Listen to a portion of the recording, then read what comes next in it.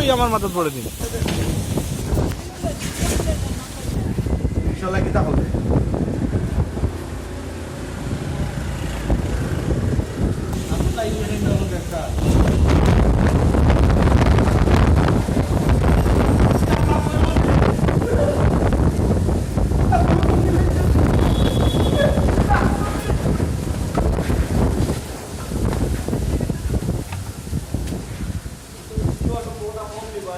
पता नहीं ले जा रही लागे कितना मामला में